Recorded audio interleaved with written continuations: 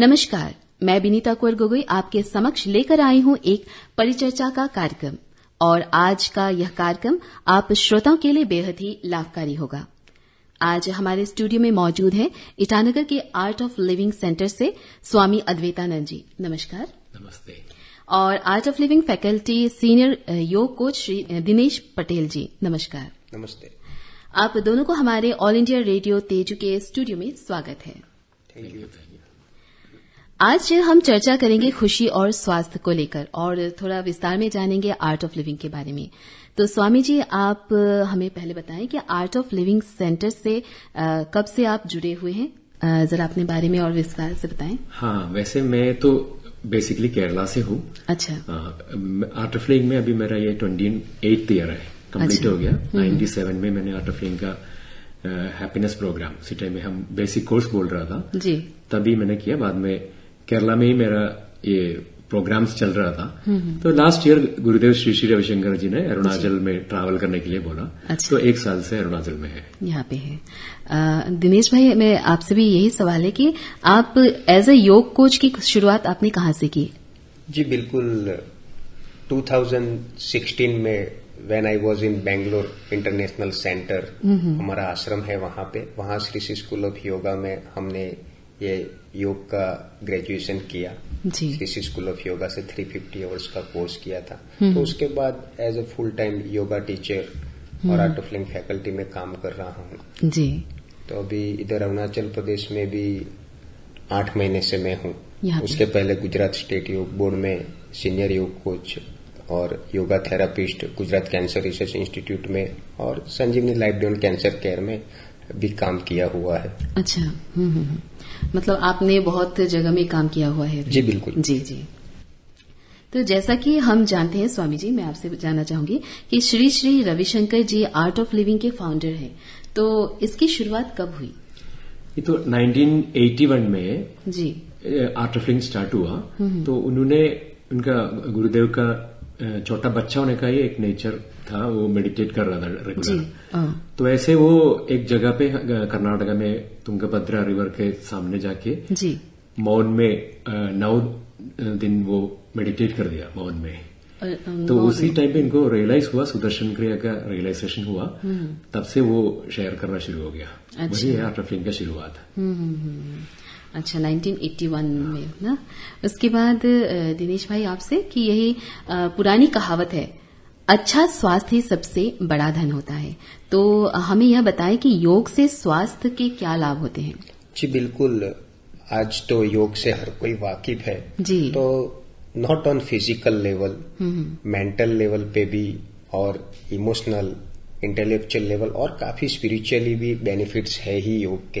अच्छा। तो जैसे कि हम जानते हैं कि there are more than 90% disease are due to psychosomatic. तो मन अगर तनाव में है तो उसका शरीर पे भी असर पड़ता है। तो a strong mind can carry a weak body और weak mind can not carry a strong body. तो ये एक बात हो जाता है कि योग से शरीर के सभी बॉडी सिस्टम्स ठीक रहते हैं। तो योग एक ऐसा सबल माध्यम है जिसमें पूरा शरीर के सभी बॉडी सिस्टम्स को एक साथ असर होता है। शरीर के सभी नर्वस सिस्टम से लेके एंडोक्राइन सिस्टम से लेके सभी body system, respiratory, digestive system, तो एक साथ सभी सिस्टम एक रिदम में आ जाते हैं। तो प्रकृति पूरा रिदम के साथ काम करता है। तो हमारे भी जो भी हमारे एग्जिस्टेंस हम यहाँ मौजूद है, तो हमारा शरीर, सांस, मन, बुद्धि, मेमोरी, ईगो, द सेल्फ, वो पूरा एक लय में आ जाता है, यानी कंट्रोल हो जाते हैं पूरे बॉडी पर। तो ये पूरा योग के काफी सारे फायदे हैं। उसमें मेन तो योग में जो ब्रीदिंग का पार्ट है, क्योंकि शरीर, सांस, मन का एक साथ होना ही योग है। तो जनरली क्या होता है, हम फिजिकली यहाँ बैठे पर मन कहीं हमारा और होता है। हम खाना बना रहे हैं पर मन कहीं और चला जाता है। तो जब हम एक जगह पे स्थापित होते हैं शरीर और मन से, तब योग संभव होता है और हैप्पी हार्मोन्स रिलीज होते हैं, हमारा इम्यूनिटी बढ़ता है, हमें अच्छा लगने लगता है।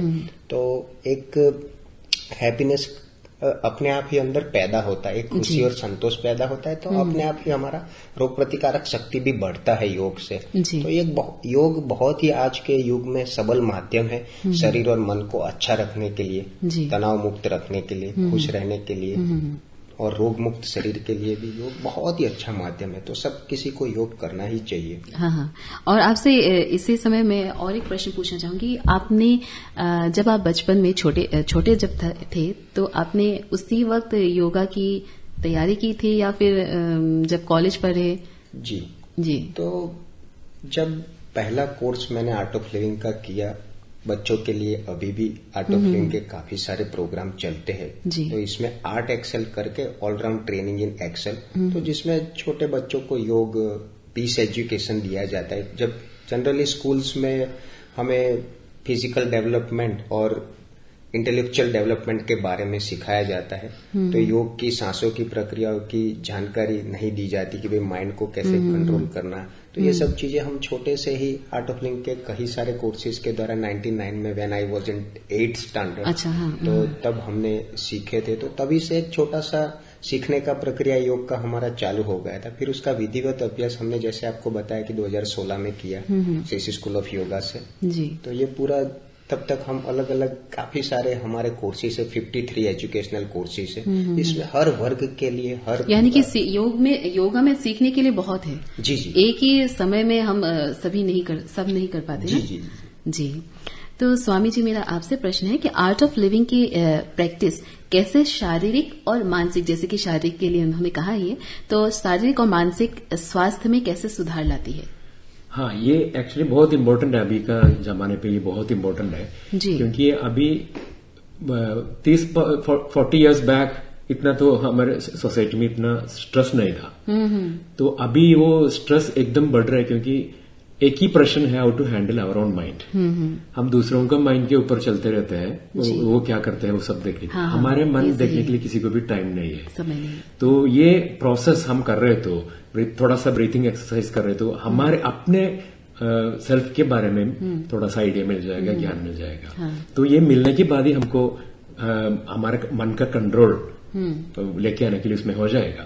तो थोड़ा सा मेडिटेशन और ब्रीथिंग टेक्निक हमारा नेचर रेगुलर प्रैक्टिस में हम ऐड कर रहे तो एकदम स्ट्रेस फ्री होके हमको आराम से जीने के लिए हो जाएगा। वही हम 45 ईयर अभी कंप्लीट हो रहे आर्ट ऑफ लिविंग में वही सिखा रहे हैं। अच्छा।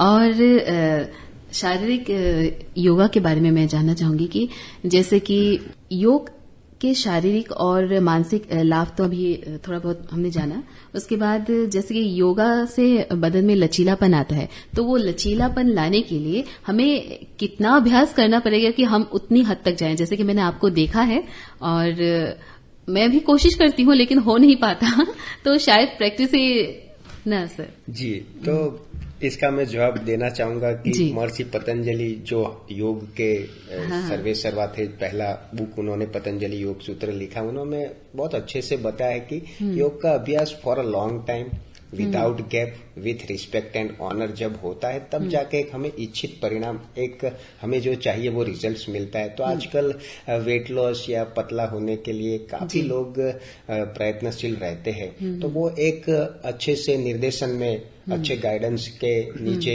अगर ये सब प्रक्रिया करते हैं, ना ही टीवी में देख के, यूट्यूब में देख के, तो एक अच्छे गाइडेंस के साथ करेंगे तो उनको अच्छा flexible body, slim and trim body कहा जा सकता है, तो वैसा वो हासिल करेंगे ही एक धीरे धीरे अभ्यास करके। यानी कि साथ ही हमें खान पान पर भी ध्यान रखना होगा। जी बिल्कुल, आहार एक सबसे विशेष योग में मतलब युक्ताहार विहार से ऐसा कहते हैं कि बैलेंस फूड हमारा ऊर्जा का स्रोत है, तो ज्यादा भोजन करना या नहीं करना भी ठीक नहीं है। तो एक उचित मात्रा में जिसमें प्राण ऊर्जा सविशेष हो ऐसी खुराक हमें खानी चाहिए, तो बॉडी को अच्छा रहता है। जी, जैसे कि हाँ बताए स्वामी जी। ये एक्चुअली अब पहले जमाने पे 30-40 साल पहले लोग फिजिकली बहुत इन्वॉल्व था बहुत सारे काम में। अभी टेक्नोलॉजी बढ़ने के बाद हमको कैसे फ्री होना चाहिए वही सोचते हैं लोग। तो जो फ्री टाइम हमको ज्यादा मिल रहे तो हम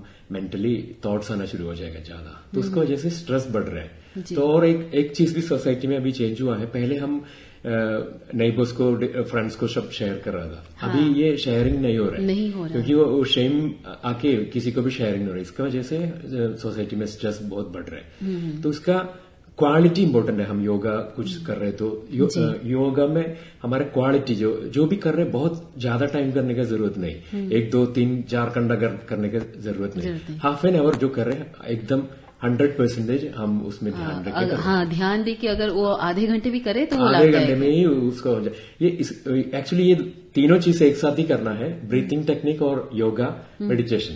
अच्छा। हम अच्छे से योगा हाफ एन आवर या 40 मिनट कर रहे तो ऑटोमेटिकली एक रिदम हमारे अंदर सेट होना शुरू हो जाएगा। तो हम साथ में थोड़ा सा ब्रीथिंग टेक्निक भी कर रहे तो ऑटोमेटिकली मेडिटेटिव मन में वो चेंज हो जाएगा। तो बाद में हम मेडिटेशन भी कर रहे तो हमारे लाइफ में जो भी पॉजिटिविटी सब आना शुरू हो जाएगा, डिसीजन लेने का पावर और दूसरों के साथ। अभी देखिए, अभी आप देखिए 30-40 साल पहले इतना डिवोर्स नहीं हो रहा था। अभी सोसाइटी में बहुत सारे डिवोर्स हो रहे हैं, क्योंकि कैसे एक्सेप्ट कर रहे हैं पार्टनर को, ये किसी को भी आइडिया नहीं है। तो ये क्या बेसिक प्रॉब्लम तो पार्टनर का नहीं है, हमारा अपना मन का है। ये मन कैसे हमको हैंडल करना है, ये किसी को भी आइडिया नहीं है। तो थोड़ा सा ये सब सीख रहे तो ऑटोमेटिकली मन का कंट्रोल मिलने की वजह से हमारा रिलेशनशिप भी बहुत अच्छा हो जाएगा। और दूसरा एक प्रश्न है अभी सोसाइटी में, how to handle our own child. Children को कैसे हैंडल करना है, वो लोगों का माइंडसेट देखे। मेरे को बहुत सारा लोग पूछा है ये कैसे हैंडल करना है, पता नहीं चल रहा स्वामी जी करके। बच्चों को कैसे हैंडल करना चाहिए, क्योंकि बच्चों को हैंडल करना है तो हमारे अंदर एनर्जी चाहिए। वो एनर्जी मिलने के लिए हम कुछ नहीं कर रहे। हाँ, तो हम रूटीन जैसे हम थोड़ा सा योगा, ब्रीथिंग एक्सरसाइज और मेडिटेशन कर रहे तो ये आराम से हो जाएगा। सबको पता है हमारा बॉडी में, शरीर में जो भी टॉक्सिन्स है, अभी ये सोसाइटी में हम जी रहे, बहुत सारा टॉक्सिन अंदर आ रहे हैं। तो वो निकालने के लिए सिर्फ ब्रीथ आउट में 80% तो बाहर ऐसे ही चलता है। टॉक्सिन्स ब्रीथ प्रॉपरली हम ब्रीथ कर रहे तो ऐसे ही चलता है। बाकी हमारा स्वेट ऐसे, यूरिन ऐसे थोड़ा सा 20% ऐसे बाहर जाता है। तो हमारा ये 80% जो बाहर जाते हैं टॉक्सिन, उसमें थोड़ा सा ध्यान देना है। वही हम इसमें सिखा रहे। तो उसका हम लोग देख रहे तो हमारा लंग्स का सिर्फ 30% ही हम यूज करें नॉर्मल ब्रीथिंग में। तो ये हम कैपेसिटी एक्सपैंड करके मोर पॉजिटिवली वो एनर्जी स्वरूप करने के लिए, मतलब कैपेसिटी बढ़ाते हैं। तो उसका वजह से हमारा मेंटल स्ट्रेस कम हो जाएगा और हमारे सामने और घर पे सब लोग, हम खुश हो गए तो बाकी लोग भी खुश हो जाएगा। हम शांत है तो हमारे सामने जो आ रहे हैं वो भी शांत हो जाएगा। हमारा अच्छा खुशमन देख के दूसरे भी मतलब प्रभावित होते हैं। तो और जैसा कि मैं भी आर्ट ऑफ लिविंग से थोड़ी बहुत जुड़ी हुई हूँ, तो मैंने देखा है कि सुदर्शन क्रिया कराया जाता है तो उस समय मतलब कैसे सांस लिया जाता है ये सब बताया जाता है। तो मैंने पहले कभी सोचा नहीं था कि सांस मतलब इतने डीप से भी हम लोग लेते हैं। कभी बोलते हैं कि सांस कैसे ले रहे हो, अंदर ले रहे हो, मतलब यहाँ से कि पेट से कि छाती से ना, तो वो बहुत अच्छा लगता है। और उसके बीच जब सुदर्शन क्रिया खत्म हो गया तो मेरे बहुत सारे टॉक्सिन्स भी निकले, तो मैं बहुत कमजोर भी हो गई। तो फिर उसके बाद गुरुजी ने भी बताया कि नहीं, आप उनका ये सब जो है वो बाहर हो रहा है, तो अच्छी बात है। तो उसके बाद जब मैं घर पे करने के लिए जब समय नहीं मिलता तो मुझे मतलब ऐसा होता है कि मैं चिढ़ जाती हूँ कि मुझे मेडिटेशन करना है। उस समय नहीं निकाल पाती तो ज्यादा चिढ़ जाती हूँ कि मुझे अभी चाहिए, ये चाहिए, मतलब ना मुझे समय चाहिए थोड़ा सा खुद के लिए। तो वो चिड़चिड़ापन आ जाता है कि मुझे वो करना है।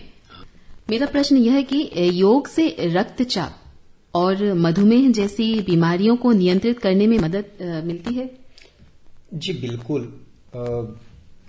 योग से जैसे मैंने पहले ही बताया कि काफी सारे रोग में बेनिफिट्स होता है और काफी किस्सों में अगर इनिशियल लेवल पे है तो वो बिल्कुल ठीक भी हो जाता है अगर सही तरीके से उसका अभ्यास किया जाता है तो ब्लड प्रेशर के लिए, हाई ब्लड प्रेशर, उच्च रक्तचाप के लिए या मधुमेह के लिए काफी सारे आसन है, प्राणायाम ऐसे है जो बॉडी के वात, पित्त, कफ तीनों दोष को बैलेंस करते हैं। तो जैसे स्वामी जी ने अभी बताया कि शरीर बॉडी डिटॉक्स करने के लिए, बॉडी को अल्कलाइन रखने के लिए, जब इंसान पैदा होता है तो 0 से 5 साल का होता है तो वो अल्कलाइन बॉडी के साथ पैदा होता है। फिर उसका खान पीन और सोचने की वजह से बॉडी धीरे धीरे एसिडिक हो सकता है। शरीर में ऑक्सीजन हर जगह पहुंचता नहीं है, तो शरीर में there are more than 72,000 energy channels. तो वो एनर्जी चैनल साफ नहीं होते।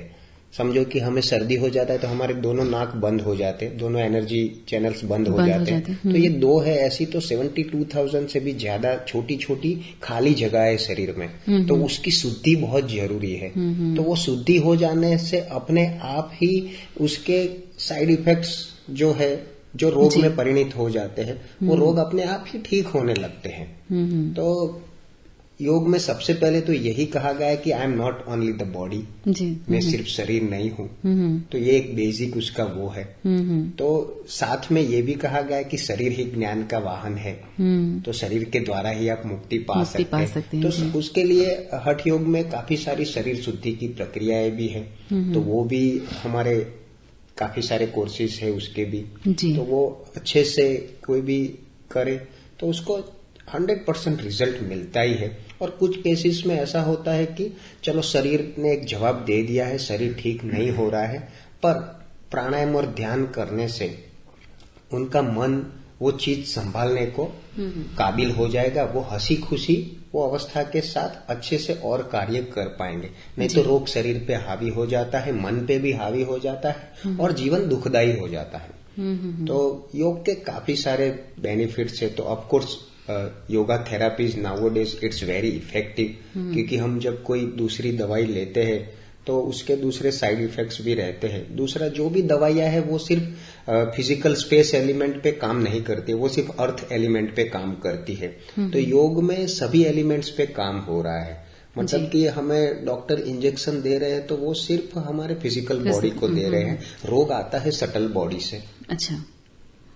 तो वो सटल बॉडी पे काम योग से होता है। हमारे मन बुद्धि चित्त अहंकार पे भी काम होता है प्राणायाम करने से। और प्राणायाम बहुत ही मेडिटेशन और प्राणायाम से पूरा वेगस नर्व भी स्टिम्युलेट होता है, तो शरीर के अपने आप हार्मोन्स भी ठीक हो जाते हैं। तो काफी सारे रोग में बहुत अच्छा रहता है। तो इसका मतलब है ट्रीटमेंट अवॉइड करना वो नहीं है, हम जो डॉक्टर देखते हैं वो सब देखना है, मगर ये एक लाइफस्टाइल है। क्योंकि हम अभी देखिए ना, अभी पहले जमाने पे इतना कंपटीशन नहीं था।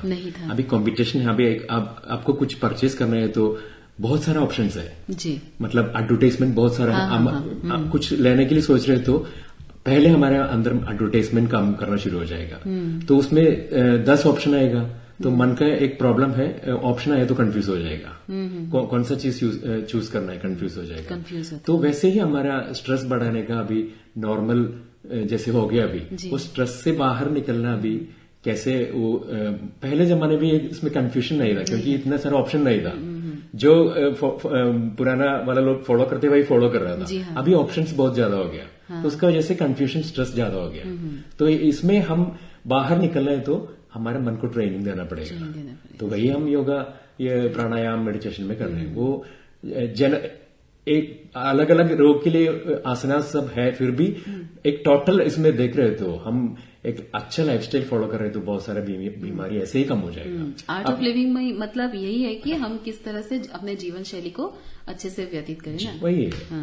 एक अभी मॉडर्न लाइफ में ये शैली हम फॉलो करें तो बहुत सारे बीमारी और टेंशन फ्री होके आराम से जी सकते हैं। इसमें रिलीजन का कुछ कनेक्शन नहीं है। सारा रिलीजन ऑलरेडी एक्सेप्ट किया है। 182 कंट्रीज में हम आर्ट ऑफ लिविंग स्प्रेड वही हुआ है। ठीक है कहा, क्योंकि एडवर्टाइजमेंट जैसे कहा, पहले तो टीवी में क्या होते, दूरदर्शन एक ही होता था। तो समय समय पे वो सिनेमा होता था, लेकिन आजकल तो सिनेमा का चैनल ही अलग है ना। तो वही, तो क्या आर्ट ऑफ लिविंग में जुड़ने से जो नेगेटिविटी हमारे मन के भीतर होता है, जो पॉजिटिविटी हम गेन करना चाहते हैं, तो वो होता होगा ना। जैसे ठीक है, हम अपने में गेन कर लेते हैं, लेकिन जो आसपास जो नेगेटिविटी है उसको हम नजरअंदाज कैसे करें। ये ऐसा होता है ना, अरे विनीता, मेरा नाम विनीता है, तो अरे विनीता तुमको इस कपड़े में देखकर अच्छा नहीं लग रहा। कोई होते हैं ना, अगर अच्छा भी लग रहा हो तो कहते हैं, तो मेरे मन में ऐसा लगता है, अरे तुम सच में क्या ये खराब लग रहा है। तो मतलब नेगेटिविटी वहीं से पैदा हो, छोटी छोटी चीजों से मतलब ना दिन मतलब खराब हो जाते हैं। हाँ। ये एक्चुअली अच्छा क्वेश्चन, उसको इग्नोर कैसे करें। बहुत अच्छा क्वेश्चन है ये। एक्चुअली है ना, हमारा मन का अवस्था में डिपेंडेंट है जी, क्योंकि हमारा एनर्जी बहुत डाउन है, तो छोटा चीज में भी हम स्टक हो जाएगा जी। जब हमारा एनर्जी डाउन है, ऐसा वाला कोई आके पूछ रहे तो हमारा एकदम डाउन हो जाएगा, नेगेटिव मन एकदम नेगेटिव हो जाएगा, वही सोच के तो उसमें स्टक हो जाएगा, वो जो बोला है वो वर्ड में स्टक हो जाएगा। तो हमारा एनर्जी एकदम हाई है तो एकदम टॉप, फर्क नहीं पड़ता। तो वो बोला तो अरे यार छोड़ो यार, ऐसे बोल के हम जाते हैं उसमें से। ये एनर्जी में ही काम चल रहा है हमारे अंदर। तो ये कैसे एनर्जी बढ़ाना चाहिए वही हम इसमें सिखाते हैं, प्राणायाम मेडिटेशन में वही सिखाते हैं। तो एनर्जी हमारा अंदर स्टोर ज्यादा हो गया तो ये सब ऑटोमेटिकली हमारे अंदर से निकल जाएगा, वो एक्सेप्टेंस हमारे अंदर ऑटोमेटिकली मिल जाएगा, ताकत वही है। कई बार तो होता है कि नहीं ये सब छोड़ो, लेकिन कभी कभी वही चीज अगर दोहराया जाता है बार बार, हाँ वही वो एनर्जी में डिपेंडेंट है।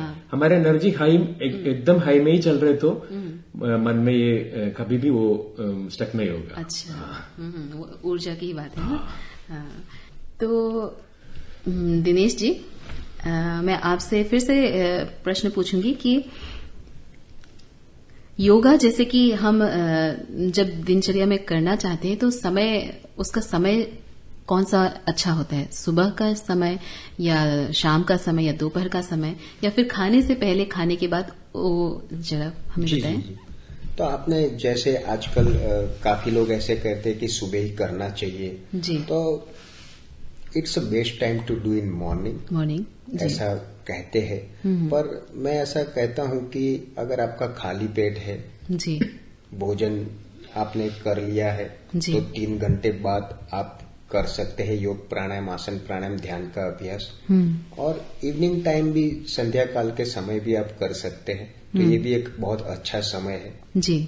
और सुबह आप सूर्योदय के समय भी आप सुबह उठ के ही शरीर को खाली पेट व्यायाम, प्राणायाम, ध्यान के लिए एक्टिवेट करते हैं, तो वो भी बहुत अच्छा समय है जी। और अगर सुबह, मतलब काफी लोग ऐसा देखा है नहीं सुबह ही करना चाहिए, शाम तो मैं नहीं आऊंगा, शाम को तो करना अच्छा नहीं रहता है, तो उनको मतलब कि मैं कहना चाहूंगा कि शाम को भी आप कर सकते हैं। आप शाम के समय पे भी 3 घंटे का अगर खाली पेट है तो भोजन करने के बाद तो नहीं करना है, तो खाली पेट ही करना है। पर किसी ने भोजन कर लिया है तो 3 घंटे बाद वो कर सकते हैं।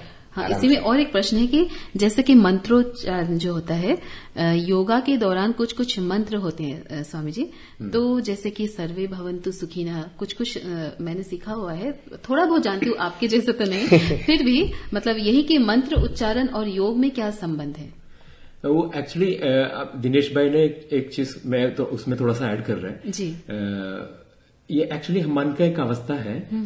हम पॉजिटिव मंत्र बोलने से अच्छा लगता है, बहुत फील अच्छा आता है। अब देखिए, हम जो भी पॉजिटिव जो भी है वो फॉलो करने के लिए मन पहले रेसिस्ट करेगा।